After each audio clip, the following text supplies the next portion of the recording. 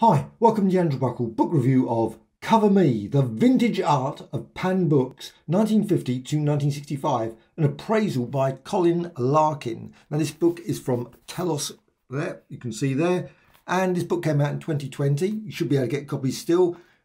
264 pages, absolute superb. Pan Books, of course, amazing collection of books over many years, and there are lots and lots of covers. Of course, not every single cover that Pan created is in here, but still, this is a vast collection of brilliant, high quality images of Pan books. And I loved many of the books. I remember buying many of them during the 60s and 70s.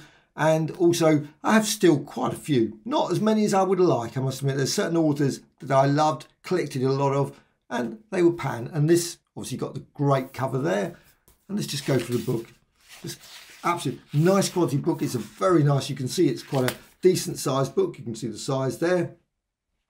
Absolutely fine, really nice quality paper, and well, straight away, sparkling cyanide, Agatha Christie. Now, I've never been particularly a mega fan of Agatha Christie. I love the TV programmes, but reading the books, I was never particularly a mega fan. But still, I loved all the covers. The covers are great. And I love seeing all the variations of Poirot, how many different sort of Poirot looks like. Of course, it doesn't look like the Poirot that I now know.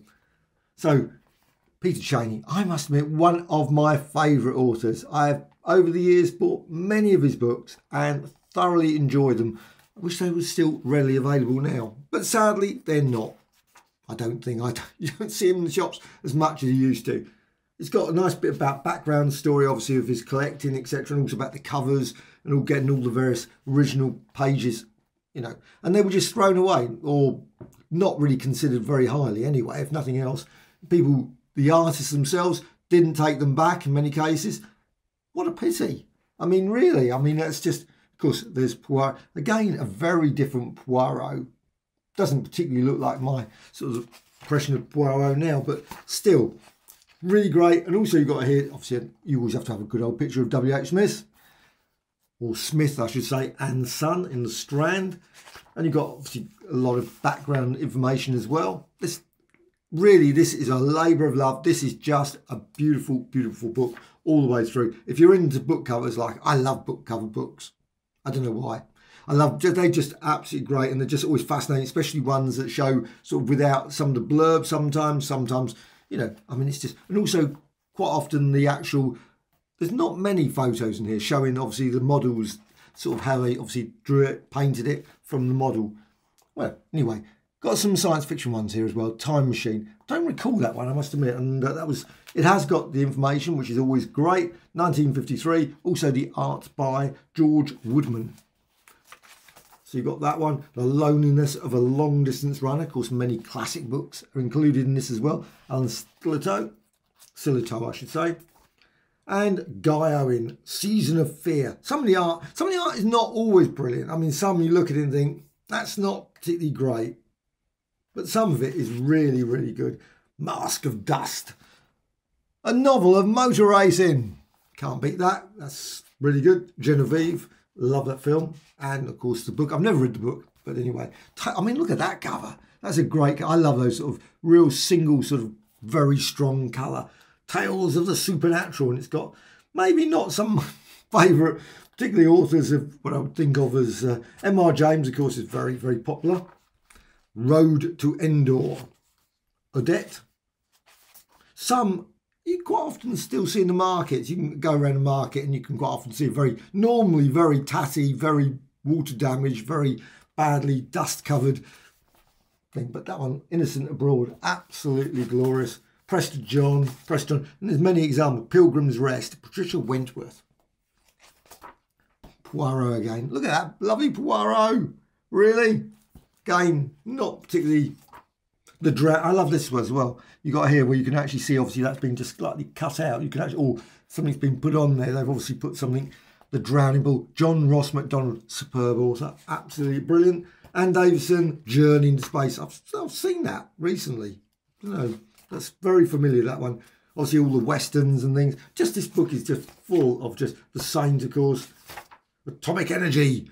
And That was a good one. Pan Books of Cats. They just obviously did lots and lots. And it's also got the artists as well. And I love those sort of things. Always great to actually find out a bit about the artists. Because quite often a lot of these artists were fairly... Obviously they were a major sort of illustrations and all that sort of thing. But now, of course, you probably haven't really heard of some of these people. I mean, it's so it's really nice to get... Because this one, 1910 to 1961. Obviously a little bit of a background. S.R. Boldero... And so, oh, I mean, Gideon's Day. I love the Gideon's books. J.J. Marrick. Just brilliant. Leslie Charteris. George Miller.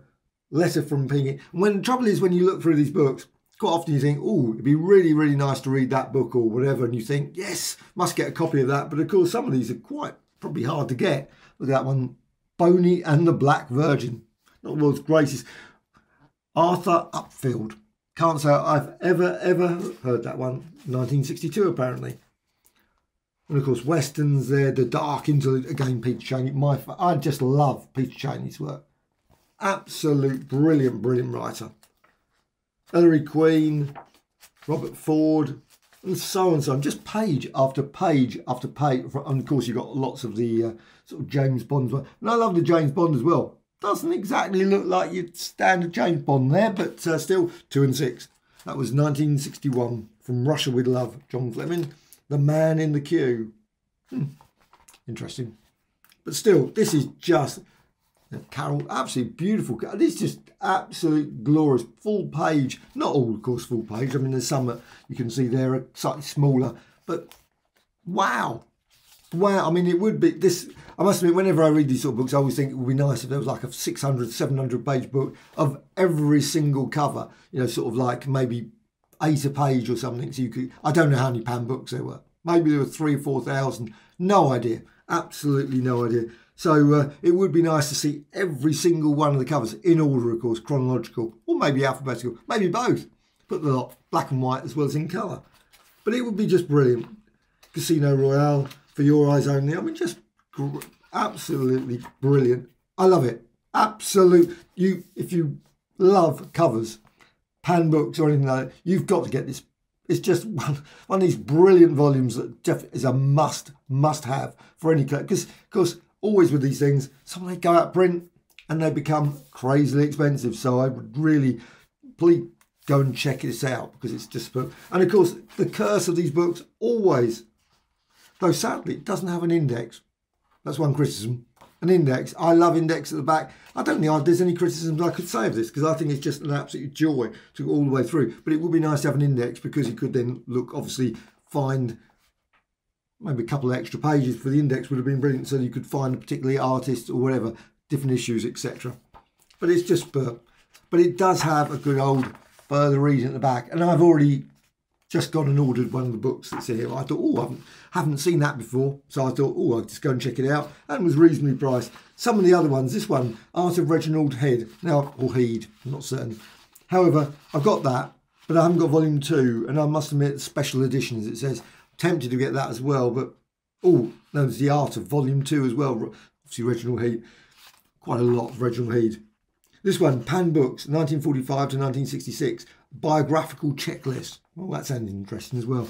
Probably. I'm going to go and check that out as well. But still, this is just brilliant. And also this sort of thing. I've got those as well. Family Britain, 1951-57. Brilliant books. The Carnaston. I don't know. David Carnaston. That was a brilliant book as well. Mushroom Jungle. Unfortunately, I got rid of my copy of that. That's Hank Jansen. Loved those. And so on. There's just so many other ones. Western Art of James Bammer. Peacock Press. Many of them are probably quite hard to get. This one, 1975. Suspect that's going to be true. These ones are beautiful. Penguin by Design and Puffin by Design. If you can find copies of those, they are worth getting as well. Just brilliant books.